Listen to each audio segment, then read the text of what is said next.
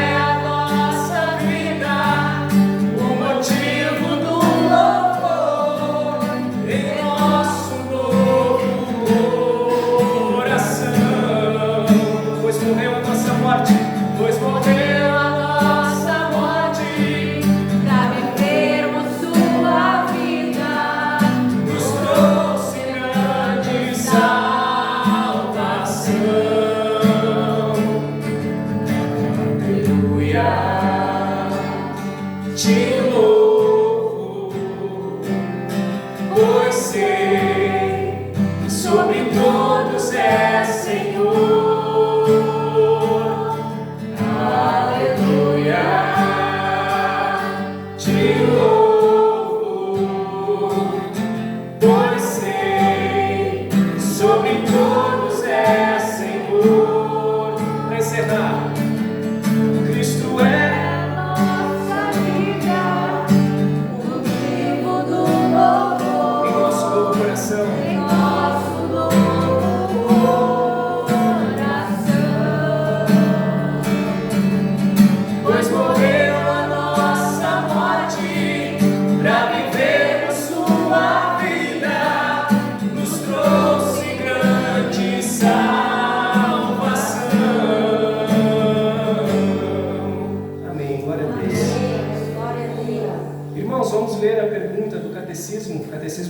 cidade?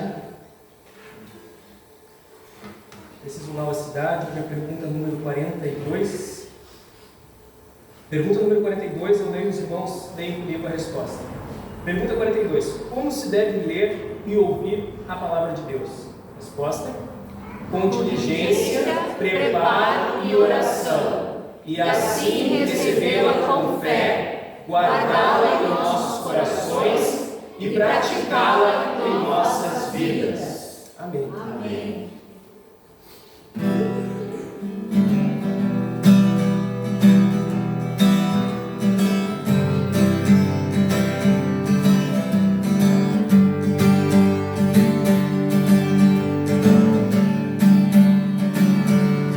Deus é o nosso refúgio, fortaleza, nossa força nas batalhas, e por isso não temeremos, ainda que a terra desfaleça, ainda que o sol amanheça, e que o monte mais alto, o mar desapareça, porque Cristo me salvou, salvou da morte, Ele me resgatou, resgatou. Eu, miserável pecador, pecador, Cristo Santo vencedor, vencedor, em Cristo estou, em Cristo estou, em Cristo estou, em Cristo estou, em Cristo, em Cristo. Deus é a nossa rocha, salvação, pão da vida,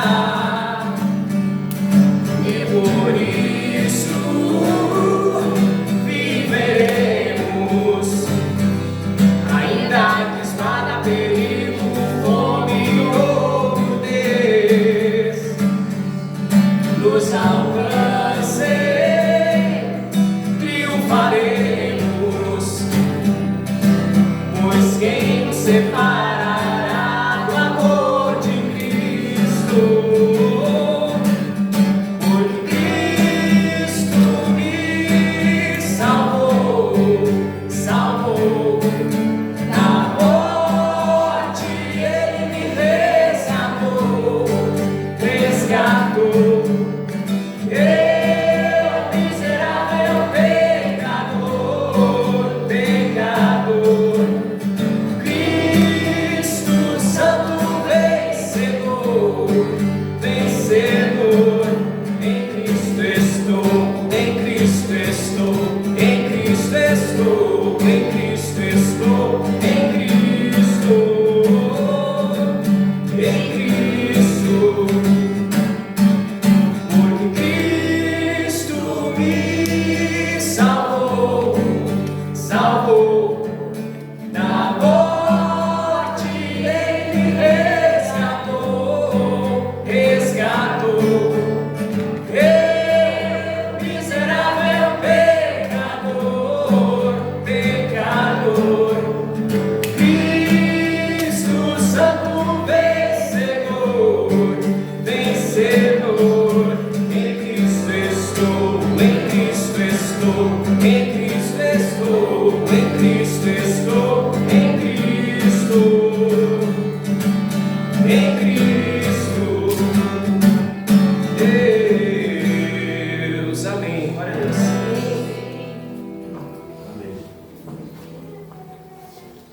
Vamos orar, meus irmãos. Senhor Deus eterno, nós te glorificamos, nós te exaltamos, nós te bendizemos de todo o nosso coração. O Senhor é bom, a sua misericórdia dura para sempre, E nós estamos aqui, Senhor, com o nosso coração aberto para receber tudo aquilo que o Senhor quer nos transmitir, quer nos dar nesse domingo. Te louvamos, te agradecemos por hoje ser domingo, o dia do Senhor, o dia em que celebramos a morte e a ressurreição do nosso Senhor Jesus Cristo, que morreu na cruz em nosso lugar, que morreu na cruz por nós, por nossos pecados. Nós te louvamos, nós te bendizemos por cada família, por cada pessoa que aqui está hoje. Te louvamos, te glorificamos em nome do nosso Senhor Jesus Cristo. Amém. Amém. Meus irmãos, vamos abrir a palavra. Hoje nós temos o nosso sermão de hoje, segue a nossa sequência de pregações sobre os encontros de Jesus. E hoje o texto se encontra em Lucas capítulo 7, do verso 11 ao 17. Hoje nós vamos falar do encontro de Jesus com a viúva de Naim, conhecida como a viúva de Naim. Nesse texto, ela perde, ela está indo enterrar seu filho que havia morrido. Evangelho de Lucas, capítulo 7, do verso 11 ao 17.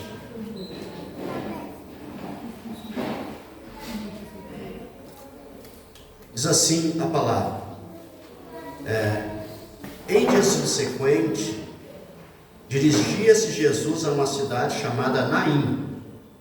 Iam com ele os seus discípulos e numerosa multidão. Como se aproximasse da porta da cidade, eis que saía o enterro do filho único de uma viúva.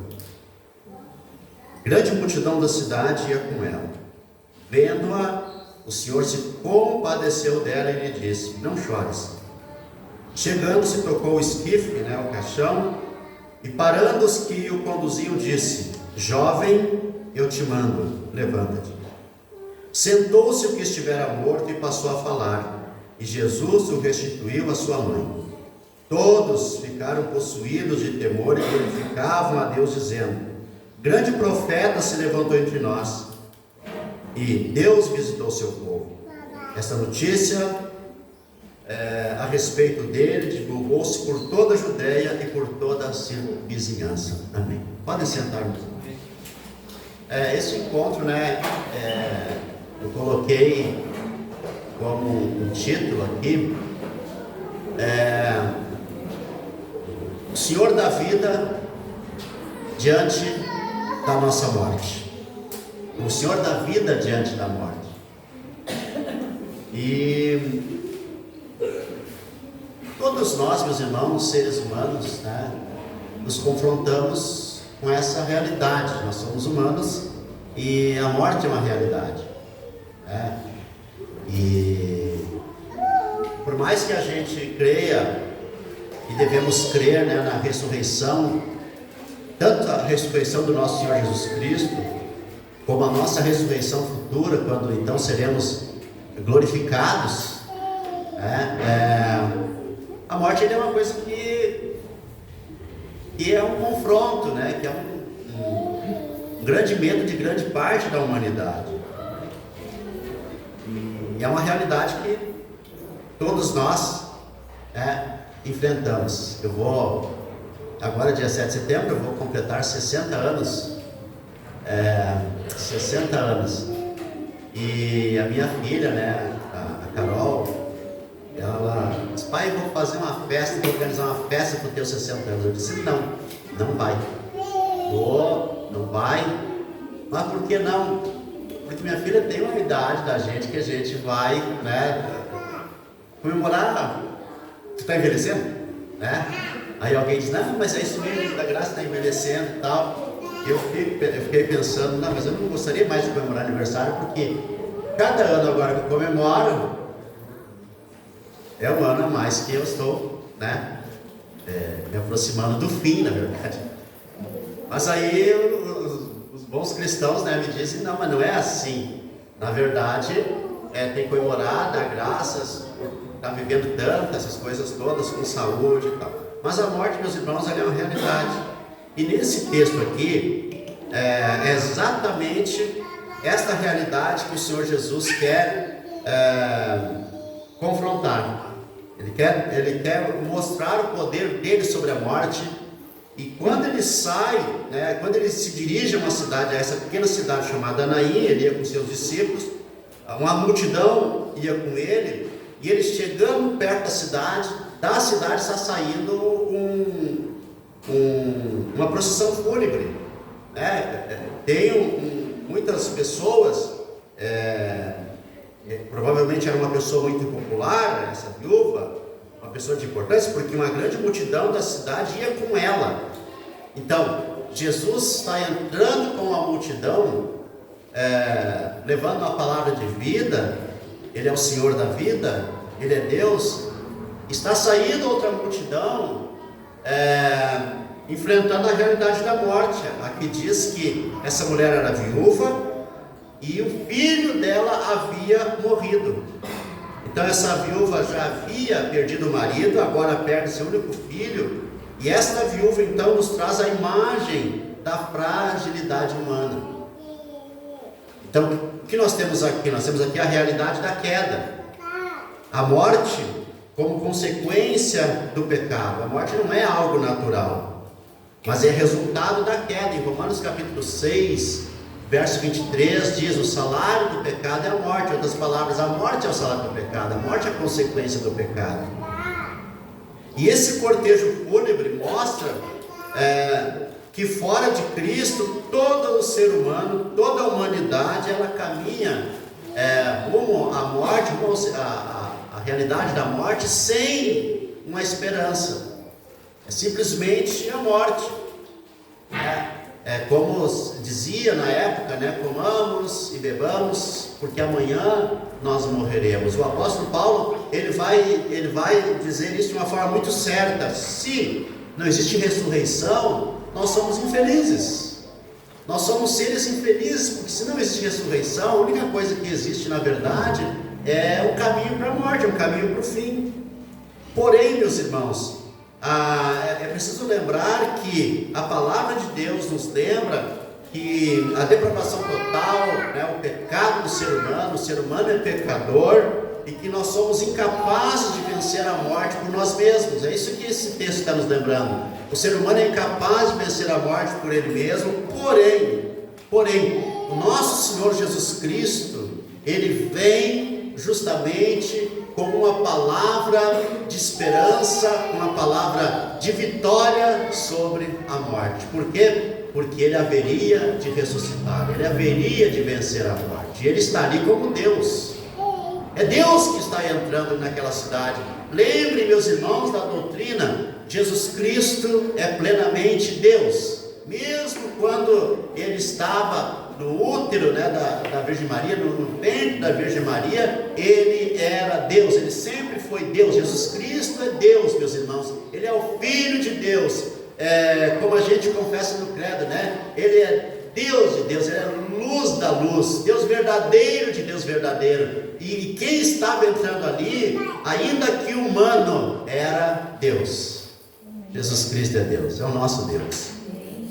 Em segundo lugar, meus irmãos, esse texto nos lembra, quando Jesus, verso 13, quando Jesus viu aquela mulher, o narrador diz assim: vendo-a, o Senhor se compadeceu dela, teve compaixão dela. A compaixão é a misericórdia exagerada, Ele teve compaixão, ele se compadeceu, ele sentiu a dor dela. E aí acontece uma coisa extraordinária, e que nos ensina sobre a soberania da graça. A soberania da graça, o olhar e a compaixão de Cristo. E é Jesus quem toma a iniciativa. Jesus está entrando, a mulher está saindo, chorando por seu filho, E o texto diz: vendo-a, o Senhor se compadeceu dela. É Jesus que toma a iniciativa. E nós temos lembrado aqui todos os domingos nessa série de pregações que é sempre Deus que toma a iniciativa da salvação, nunca é o ser humano. Não é a vontade humana que produz salvação, mas é a escolha divina, a eleição divina. Jesus toma a iniciativa. A mulher está saindo com seu filho morto, Jesus está entrando com a multidão está naquele cortejo fúnebre, mas a multidão que está com Jesus, certamente eles vinham cantando, eles vinham se alegrando. E Jesus então toma iniciativa. Jesus olha para aquela mulher e diz o texto que ele se move, de íntima compaixão. Jesus, então, ele toma a iniciativa. Ele olha para aquela mulher e diz para ela: não chores, não chore. Jesus, é difícil, é difícil criar uma cena assim, dessa presença de Jesus, quando a está vendo The Chosen, eu tento imaginar Jesus, assim, não aquele lá, porque eu acho, desculpem, mas eu acho aquele lá muito, assim, aquele lá, o ator, ele interpreta Jesus muito bobão, muito bobão, assim, muito... eu acho que ele era assim, simpático, ele era simpático, tudo, mas eu acho que ele tinha uma grandeza que ator, óbvio, aí não é culpa do ator, eu acho que ator nenhum saberia, olhar com compaixão como Jesus olhou. Não tem como, eu acho que não tem como. Por quê? Porque Jesus não era apenas um humano como é o ator, que é um cara bonito, simpático, um bom ator inclusive, mas Jesus, meus irmãos, além de ser um homem plenamente humano, ele era plenamente divino. Era Deus que estava caminhando ali, meus irmãos. Era Deus que estava caminhando ali. Então, e ele toma essa iniciativa. E aí eu quero lembrar vocês, meus irmãos, que a graça começa em Deus e não no ser humano, sempre. A viúva não pediu nada. Eu não sei se a viúva sabia até quem era Jesus, mas a viúva não pediu nada. Mas Cristo se moveu por misericórdia e ofereceu tudo para ela. Amém, meus irmãos? A viúva não pediu nada. Ela nem sabia que aquilo era possível. Ela não estava mais com esperança. A única certeza dela é: eu vou enterrar meu filho. Só que Jesus, ele chega... Como Deus sempre toma iniciativa e não o ser humano, a viúva não pediu nada, ela nem acreditava, mas Jesus se moveu por misericórdia. E eu quero dizer para vocês que essa compaixão de Jesus não é mero sentimento humano, mas é a expressão do seu amor eterno e eficaz, da sua graça eterna e eficaz. É isso que Jesus oferece para ela, uma graça eficaz, uma graça infinita, uma graça extraordinária, uma graça que não tem palavra para explicar, não tem frase que explica, simplesmente é uma ação divina. Quem recebe a graça de Deus recebe uma ação divina na sua alma. Então, meus irmãos, a conclusão é que a nossa salvação e as coisas que acontecem com a gente, vindas da parte de Deus, não depende da nossa busca por Deus, mas do olhar misericordioso dele sobre nós, do olhar de compaixão que ele exerce sobre nós. A nossa salvação, meus irmãos, não dependeu da nossa busca, mas ela aconteceu porque o Senhor disse: não chores, não continue perdido, não continue desesperado, não continue condenado. A graça infinita de Jesus oferece tudo isso ao ser humano. Porque a graça infinita de Deus é o próprio Deus se manifestando. E em terceiro lugar, meus irmãos, nós temos o verso 14. A gloriosa ação de Jesus, quando diz assim, chegando-se, tocou o esquife, o caixão, e parando os que o conduziam, disse: jovem, eu te mando, levanta-te. Sentou-se o que estivera morto e passou a falar, e Jesus o restituiu, e Jesus o entregou à sua mão. Que coisa inexplicável. Como que eu vou explicar isso aqui? A única explicação é que Jesus é Deus E sua palavra é palavra divina. Cristo ordena e a morte obedece.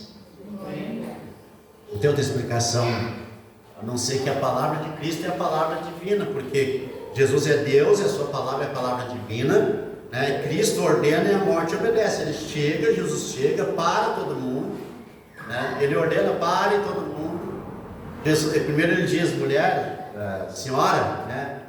Quando fala mulher lá na Bíblia, por exemplo, lá em João, né? Quando Jesus diz, mulher que tenho contigo, na verdade ele está dizendo, senhora, né? Senhora, que tenho contigo. Aqui ele está dizendo, mulher, não chores. Ele está dizendo, na verdade, senhora, né? Minha senhora, não chores, senhora, não chores.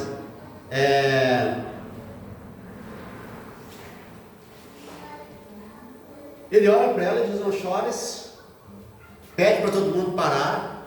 Não sei como é que ele fez. Por favor, preste atenção, talvez ele tenha dito. E disse, se dirigiu ao menino morto, né? E disse o seguinte: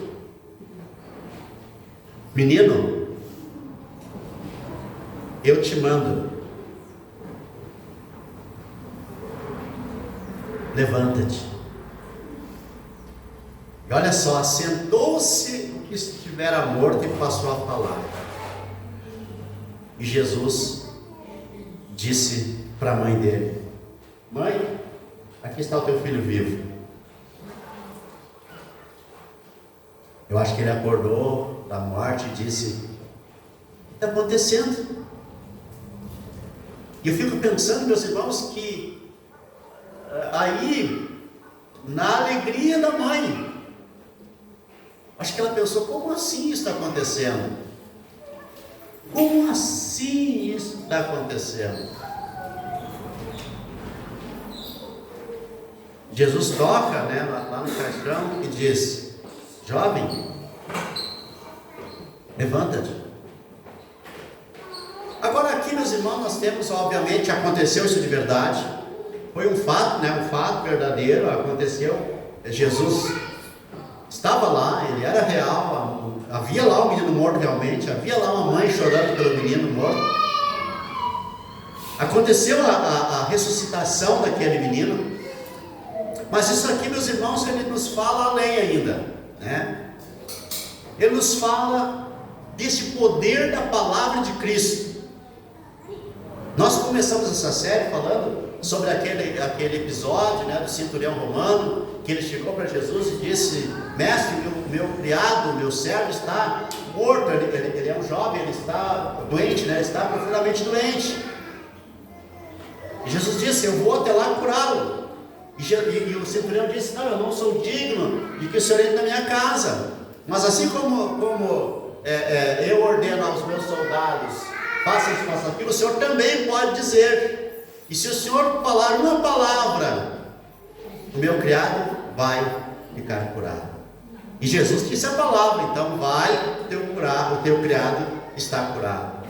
Aqui nós temos, meus irmãos, esse poder da palavra de Cristo. E eu quero dizer para vocês, meus irmãos, que a palavra de Cristo não é sugestão, mas é uma ordem divina, é uma ordem soberana. Assim como na criação ele disse: haja luz, e houve luz. Agora a voz do Filho de Deus diz: haja vida, e houve vida. A voz do Filho traz vida onde havia morte. Irmãos, exatamente isso que acontece na nossa salvação também, em todas as obras divinas que acontecem na nossa vida. É uma palavra, é uma ordem, não tem como não acontecer. É por isso que a salvação é uma obra monergística, ou seja, é uma ação divina e não humana, é a ação de um só, né? É Deus quem chama eficazmente os mortos espirituais para a vida, assim como ele chamou aquele morto real com a vida real. E aquele moço, meus irmãos, saiu da morte para a vida e provavelmente, né, ele cresceu, ele casou, ele pôde ajudar sua mãe, quando mais idosa. Por quê? Porque Jesus disse uma palavra. E por último, meus irmãos, para finalizar essa palavra, essa pregação, né, nós temos então o resultado disso tudo. Olha só, verso 15, 16 e 17. Sentou-se o que estivera morto e passou a falar. E Jesus o restituiu à sua mãe. E olha, todos ficaram possuídos de temor e glorificavam a Deus, dizendo: grande profeta se levantou entre nós, e Deus visitou o seu povo. E esta notícia a respeito dele divulgou-se por toda a Judéia e por toda a circunvizinhança. Veja o que Jesus faz. E aqui nós temos a glória de Deus em Cristo, né? A vida que vence a morte, a manifestação divina, né? Por meio de Jesus, que era Deus. O jovem se senta, ele começa a falar, Jesus entrega a sua mãe, e nós temos aqui então a ideia, né? A revelação de que o milagre não é um fim em si mesmo. O milagre nunca é um fim em si mesmo. As coisas que Deus faz nunca têm um fim em si mesmo. Se alguém profetizar, nunca é para a glória humana, sempre é para uma glória divina. E eu lembro que às vezes, né, a gente quer produzir alguma coisa. Os pregadores querem produzir algo. Uma vez eu estava conversando com um pregador e me disse o seguinte: não, a gente prega e ora para acontecer. Se não acontecer, a gente faz acontecer. Faz acontecer. Quando tem alguém famoso em um culto, né, se Deus não falar, a gente faz acontecer. É exatamente isso. Porém, meus irmãos, não é assim. O milagre não é um fim em si mesmo, é para a glória de Deus. Aqui no verso 16 diz: em resultado desse milagre, todos glorificavam a Deus. A cidade começou a glorificar a Deus. A cidade, o ambiente, as pessoas todas, elas começaram a glorificar a Deus.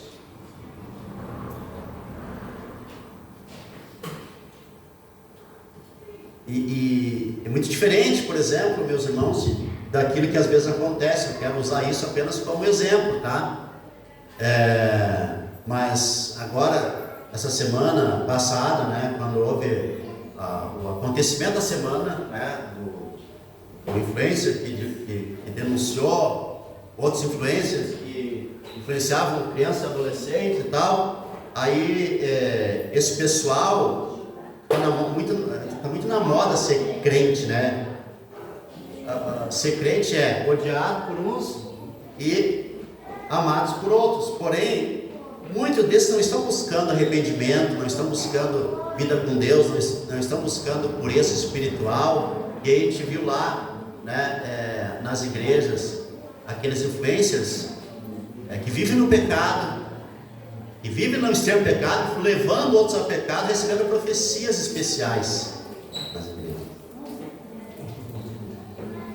Isso me dá uma dor, porque eu amo o Evangelho, meus irmãos. Eu amo muito o Evangelho. E aí quando o pessoal sabe, eu sou um pastor,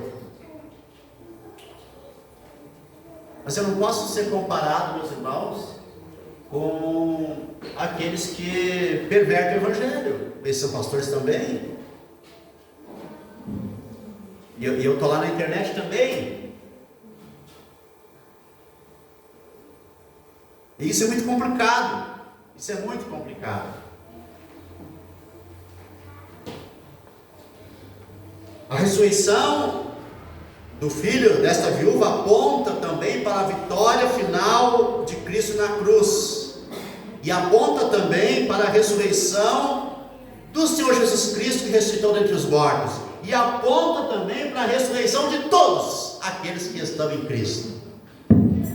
Amém? O dia que nós morrermos, se morrermos, né, se a parousia, né, se a volta de Jesus não acontecer antes, pode ter certeza, haveremos de ressuscitar. Haveremos de ressuscitar. Haveremos de ressuscitar. Quem já partiu, irmãos, está morto para nós, mas está vivo para Deus. Está vivo diante de Deus. Está vivo com Deus. Com Deus. Com Deus. Com Deus. Com Deus. E nós, meus irmãos, nós precisamos fazer exatamente, nós que fomos alvos do milagre divino, principalmente a salvação, do perdão dos nossos pecados, que foi um grande milagre que aconteceu na nossa vida. Nós precisamos viver para a glória de Deus e aguardar a consumação, e aguardar a parousia, aguardar a volta de Jesus, quando a morte será tragada pela vitória, a vitória final. Aqui, nesse texto, foi uma demonstração do poder de Deus sobre a morte. Foi uma demonstração do poder de Jesus. Ele veio dizer o seguinte: olha, eu cheguei e eu tenho poder sobre a morte. Eu tenho poder sobre a morte. Esse foi o anúncio, esse foi o objetivo daquele encontro de Jesus. Anunciar: eu tenho poder sobre a morte. Eu tenho poder sobre a morte. Eu tenho poder sobre a morte. Eu tenho poder sobre a morte. Olha só, nada tem mais poder do que a palavra de Deus. Nada tem mais poder do que a ordem de Jesus. Por isso que quando ele diz, haja salvação na vida de um pecador, aquele pecador será salvo de verdade. E para sempre salvo. E salvo para sempre. Então, meus irmãos, a morte é consequência do pecado. Mas a graça que dá vida vem de Cristo de forma soberana. E a sua palavra traz vida aos mortos. E tudo isso acontece para a glória de Deus. Cristo é o Senhor da vida. E somente Ele pode transformar, meus irmãos, os nossos cortejos fúnebres, as nossas tristezas, as nossas dores, as nossas dificuldades, as nossas circunstâncias, em celebrações de ressurreição. Às vezes acontece um mal terrível para a gente, mas depois nós vamos ver o seguinte: nós podemos glorificar a Deus apesar de qualquer coisa. E a minha pergunta, meus irmãos, para encerrar é o seguinte: como viveremos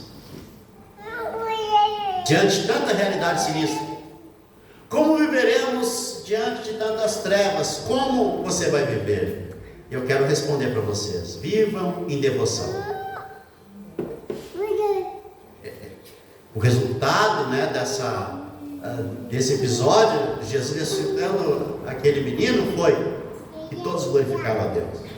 Como você deve viver a partir de hoje, a partir disso, em devoção? Eu tenho perguntado nas últimas palavras, porque os encontros de Jesus precisam gerar isso em nós, uma reação. Eu vou perguntar de novo: como está a tua devoção? Domingo passado eu perguntei: será que nós não somos impostores quando a gente fala em devoção? Será que nós não estamos nos enganando? Eu quero incentivar vocês, meus irmãos, a crer na palavra de Cristo. Eu quero incentivar vocês, meus irmãos, a viver cada dia mais como cristãos. Eu quero incentivar vocês, meus irmãos, a viver cada dia mais acreditando, que existe um evangelho verdadeiro e ele está sendo pregado em algum lugar. Existe um evangelho verdadeiro que está sendo pregado em vários lugares. E se existem evangelhos falsos, deturpados e profanados, existe ainda, meus irmãos, em muitos lugares, vai existir até o fim do mundo, lugares onde o evangelho é pregado com verdade, é pregado com honra, é pregado com pureza, é pregado com integridade. Viva isso, meus irmãos, e Deus será glorificado na tua vida e na tua casa. Amém? Vamos ficar em pé. Graças a Deus. Louvado seja o nome do Senhor. Senhor Deus eterno, nós te louvamos, nós te glorificamos, nós te bendizemos. O Senhor é Deus e nós glorificamos o teu nome. Para sempre, Senhor, seja glorificado. Amém. Amém. Graças a Deus. Graças a Deus. Graças a Deus. Que alegria ter vocês aqui hoje, né? Eu quero glorificar Deus pela vida pessoal, né, que veio nos visitar hoje. E todo mundo é da casa aí, né? Se em casa. Val, Dani, Daniel, família, Val, Dani, família, Elbert, Dani, família, a família do Elbert da Luana cresceu, né? Glória a Deus, maravilha. E hoje, meus irmãos, está aqui com a gente. Não sei se vocês lembram, antes da pandemia, teve aqui com a gente o Sérgio Bonato, né? E a Dani. Vocês lembram do Sérgio? Ele ficou pouco tempo com a gente, né? Uns 4 meses. Mas hoje está aqui a tia do Sérgio e a avó do Sérgio, né? Ali, ó. Deus abençoe vocês. Né? Vocês moram em Porto Alegre? Então vocês sejam bem-vindas. E a nossa igreja, né, está aberta, né? A comunhão, a atender, né, vocês para a glória de Deus. Né? Então, sejam bem-vindos. Irmãos, vamos participar da ceia. E como sempre eu digo, né, se você é um cristão, participe da ceia. Participe da ceia. Enquanto o Natan, né, vai cantar, nós vamos participar da ceia. Mas antes, deixa eu...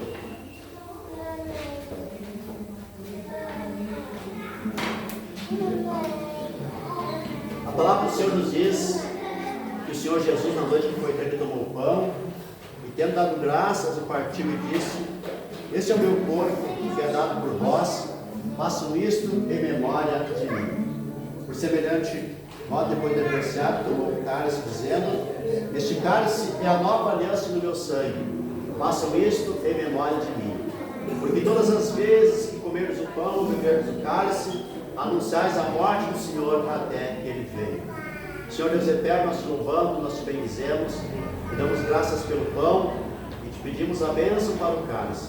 Porque a tua palavra diz: o meu corpo é verdadeira comida, o meu sangue é verdadeira bebida, no sentido que nós somos participantes da obra do Senhor na cruz. O Senhor Jesus na cruz, Ele foi partido em nosso lugar, foi morto em nosso lugar. Por isso nós cremos que os nossos pecados são perdoados. E nós cremos também que por sua morte nós somos justificados.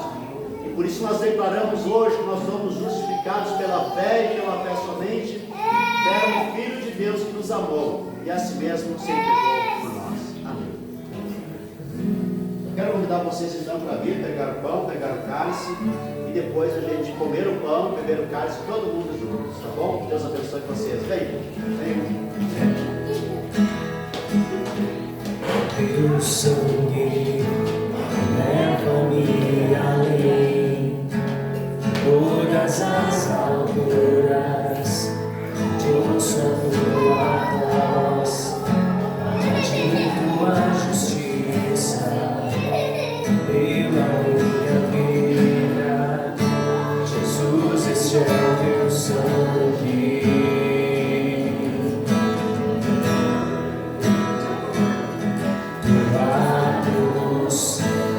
Mostra a tua graça, o amor do Pai, para nós, caminho para Ele, onde posso me achegar, somente pelo sangue.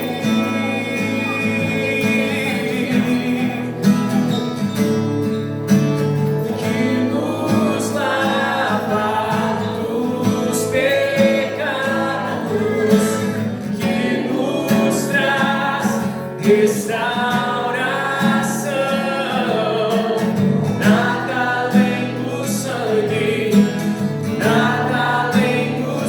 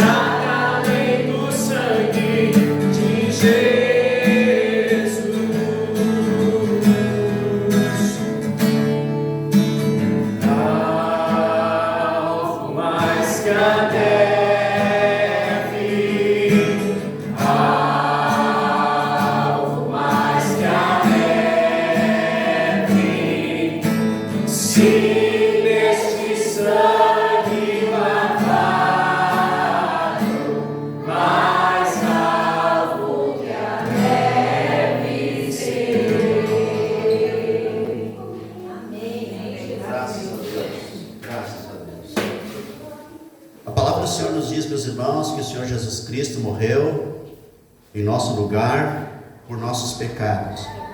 E nós, como cristãos, precisamos ter a certeza do perdão dos nossos pecados. Mas também precisamos ter a prática da confissão dos nossos pecados. Então, neste momento, nós vamos ter 1 minuto, mais ou menos, para a gente, uma oração silenciosa, apresentar nossos pecados, nominar nossos pecados para Deus, nos arrepender, pedir perdão e crer no perdão do Senhor.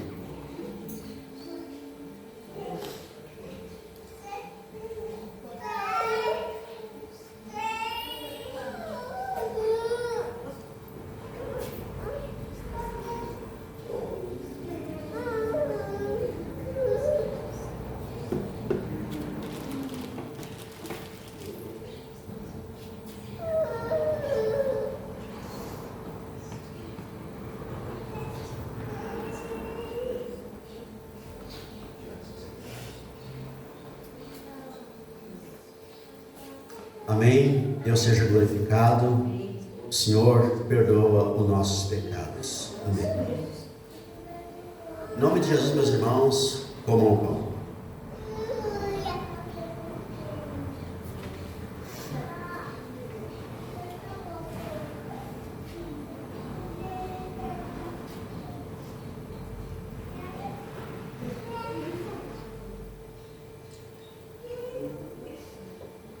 Recitem comigo, meus irmãos, o credo apostólico, o credo dos apóstolos, a declaração de fé da igreja, a fé dos cristãos, a nossa fé. Recitem comigo. Creio em Deus, Pai Todo-Poderoso, Criador do céu e da terra. Creio em Jesus Cristo, seu único Filho, nosso Senhor, o qual foi concebido por obra do Espírito Santo. Nasceu da Virgem Maria, padeceu sob o poder de Pôncio Pilatos, foi crucificado, morto e sepultado, desceu ao inferno, ressurgiu dos mortos ao terceiro dia, subiu ao céu, está sentado à direita de Deus Pai Todo-Poderoso, de onde há de vir para julgar os vivos e os mortos. Creio no Espírito Santo, na Santa Igreja Católica, na comunhão dos santos, na remissão dos pecados, na ressurreição do corpo, na vida eterna. Amém. Deus seja glorificado. Irmãos, quando nós recitamos na Santa Igreja Católica, nós não estamos confessando o catolicismo, mas a catolicidade da igreja. A igreja de todos os santos, de todos os tempos e de todos os lugares. Isso nos inclui. Amém? Graças a Deus. Ore comigo também a oração do Senhor, o Pai Nosso. Ore comigo. Pai nosso que estás nos céus, santificado seja o teu nome. Venha o teu reino, faça-se a tua vontade, assim na terra como no céu. O pão nosso de cada dia dá-nos hoje, e perdoa-nos as nossas dívidas, assim como nós temos perdoado aos nossos devedores. E não nos deixes cair em tentação, mas livra-nos do mal, pois teu é o reino, o poder e a glória para sempre. Amém. Graças a Deus. Bebam.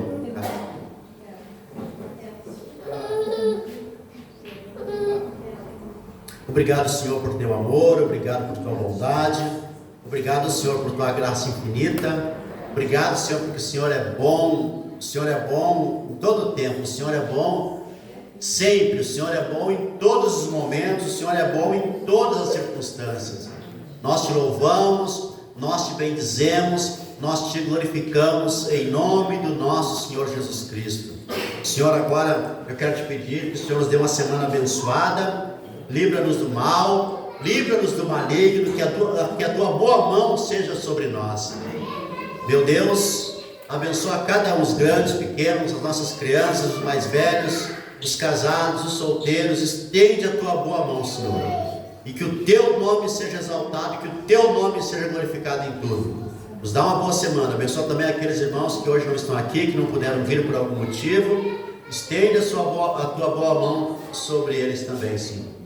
Abençoa também a avó Lili, né? Que o Senhor dê saúde a ela. Abençoa o Giovanni, Senhor, abençoa aqueles que estão enfermos. Cuida deles, Senhor, com teu olhar de compaixão e de misericórdia, e abençoa a nossa semana. Em cada casa haja paz, saúde, todas as provisões necessárias. Oramos em nome de Jesus. Amém. A graça do Senhor Jesus Deus e a comunhão do Espírito Santo seja com todos vós. Amém.